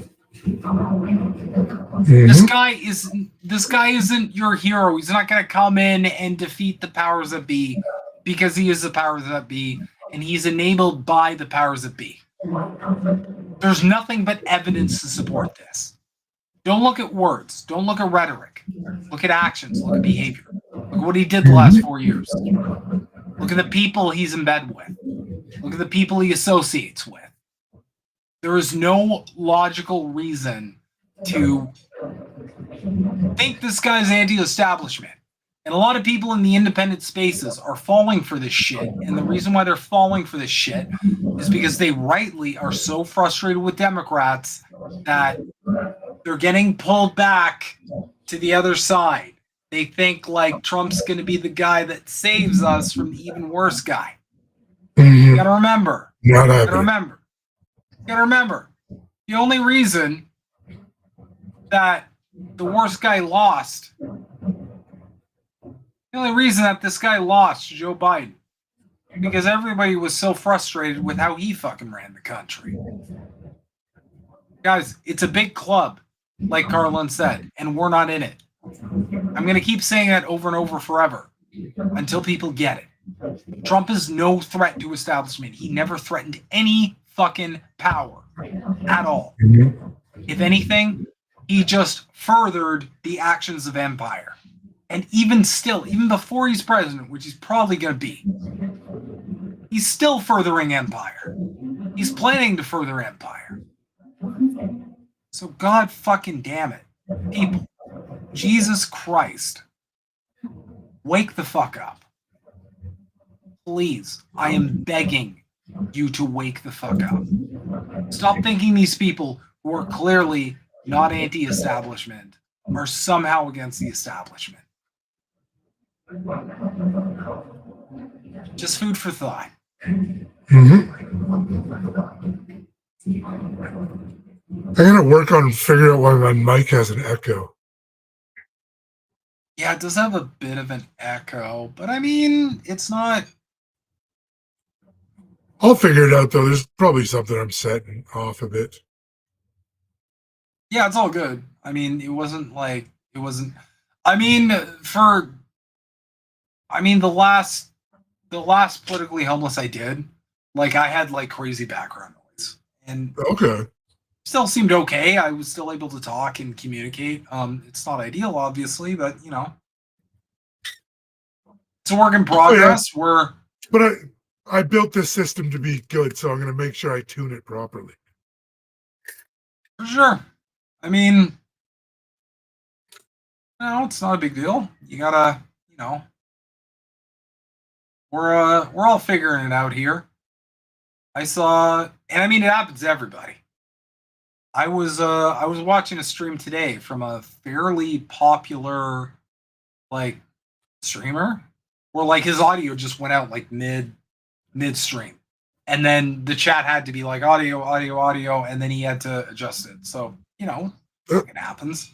It's whatever. Yeah. I gotta learn some more about like adjusting audio and stuff like that. So I love Yeah, of learning, so course. that'll be fun.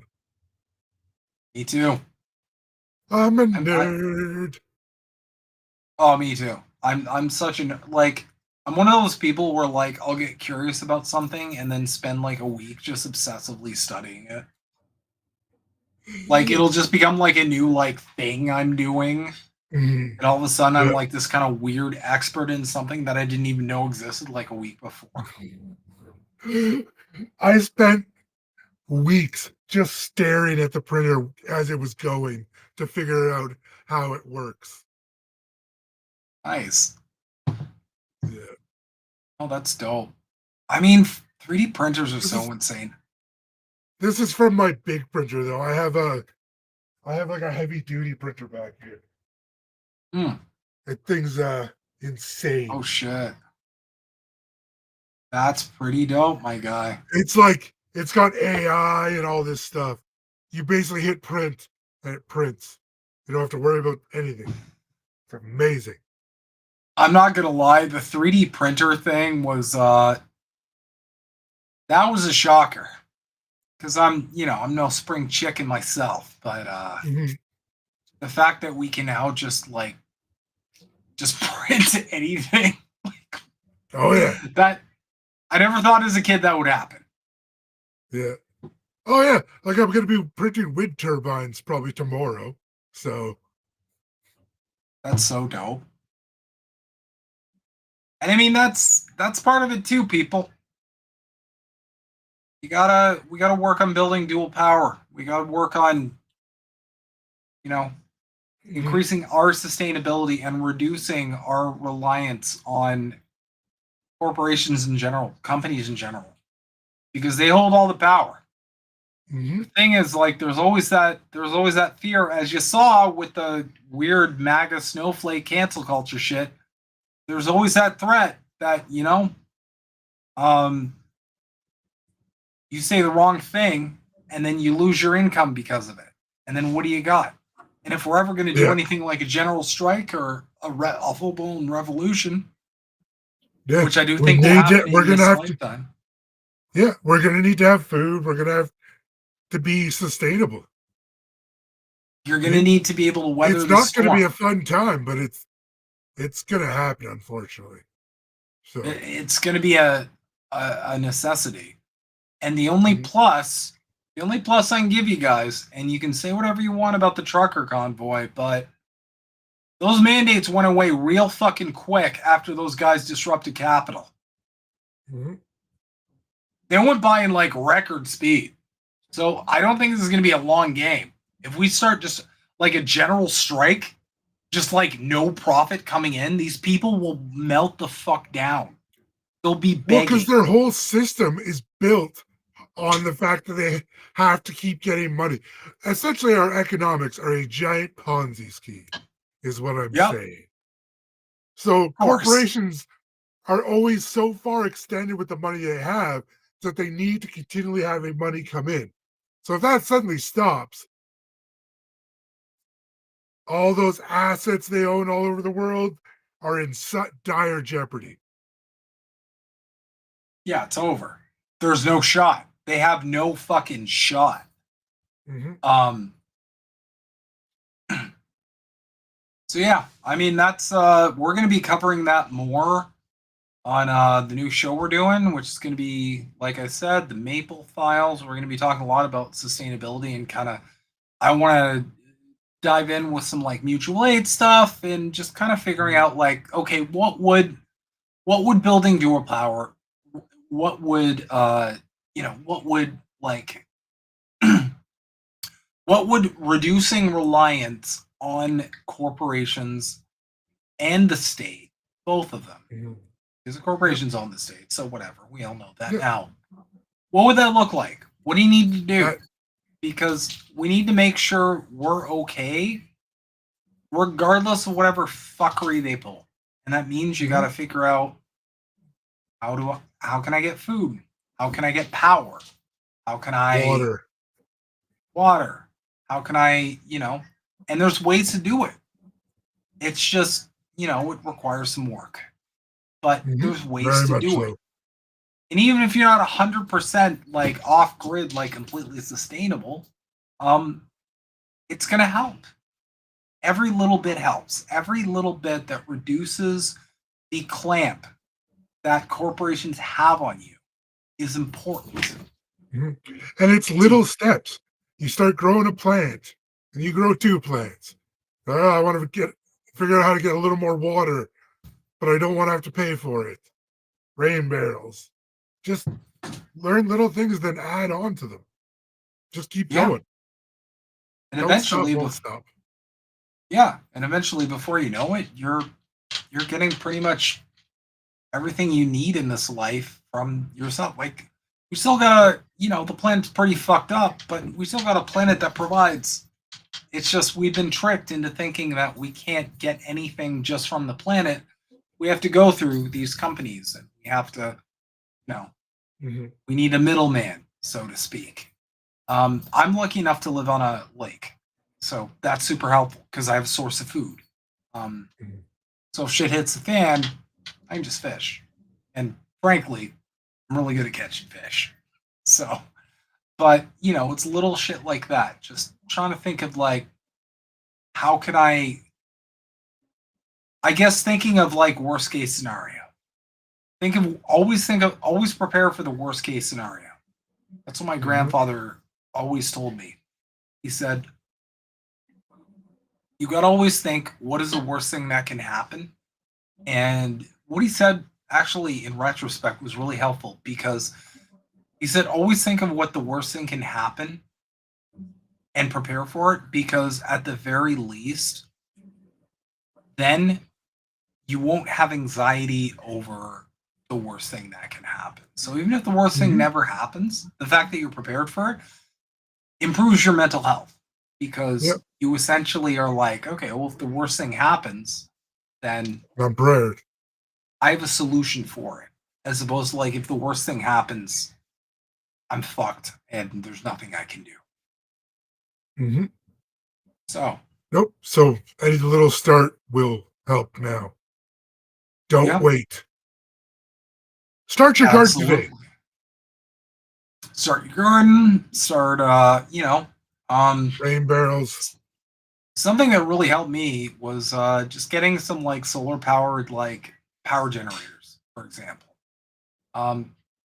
Because if the power grid ever shits out, I have power, and I have a renewable source of power that I can replenish with nothing just but the sun. And it actually doesn't take that long to charge. You put it out in the sun for a day, it's fully charged. Like, it's fine. And then you just have power, and you never have to worry about that power thing again. Internet's a bit of a tricky one, but again, you can get like satellite internet, for example. You always have a connection to like internet.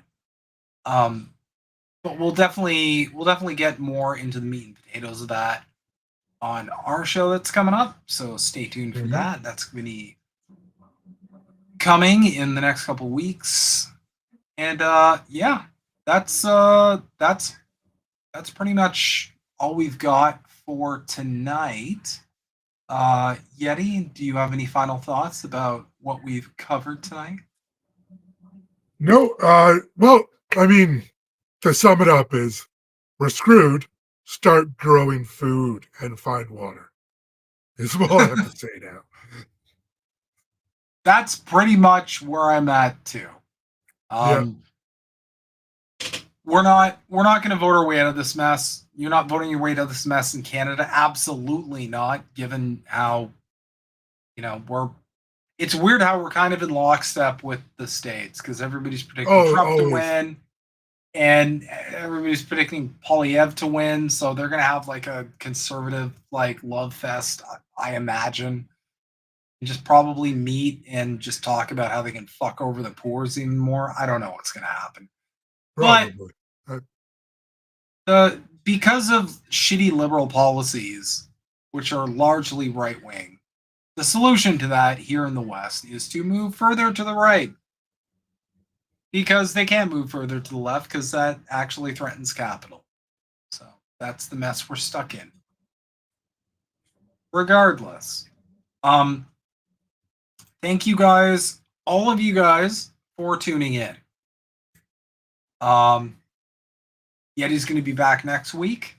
And holy fuck. This election cycle is so insane that I don't even know what we're going to cover by next week, but there's probably going to be some crazy shit. Because at this point, crazy shit is happening every day. And I didn't think this would be interesting. I thought this would just be okay, old guy with dementia versus orange old guy with dementia part 2. This is going to be pretty boring. But this is this is great content. It's the best TV ever. Primetime TV. This is at the point where it had to have been, it feels like it was a script that was written. And it could be. I mean, let's be real.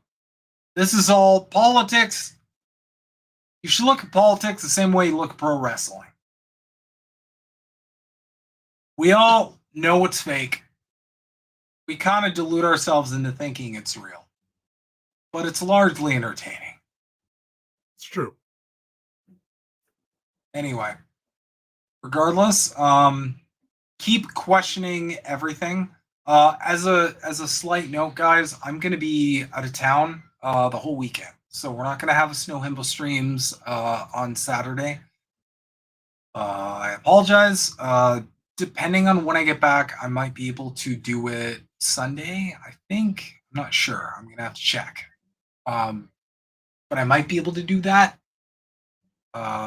Regardless, yeah.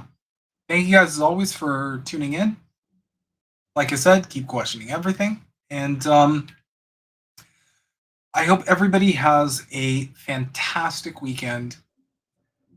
And don't ever forget that Israel sucks and Donald Trump's a fucking fraud. Anyway, have a good one, everybody.